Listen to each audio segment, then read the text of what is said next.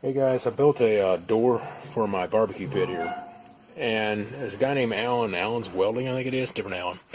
He uses a 3/8 rod and a 1/2 inch ID pipe. It's a thin wall ID pipe for his sleeve, and I came up with a different thing. I'm using a 1/2 inch carriage bolt. That's a 10-inch long carriage bolt here.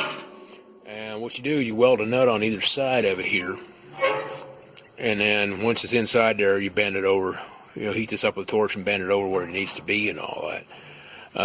You're going to need 3 nuts. You need one more for down here, or you could weld a washer on it, I guess, against your spring here.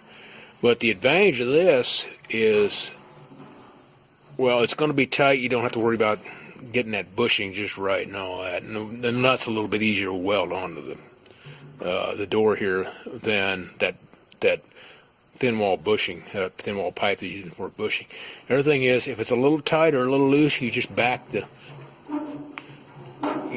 this out one bolt or tighten it in one, or the bolt in one thread or out one thread, and then it's tight again. So anyway, hope that helps somebody. Again, thanks for Alan out there for helping us with all these barbecue pit kits and all these welding tips. All right, hope that helps somebody. Stop.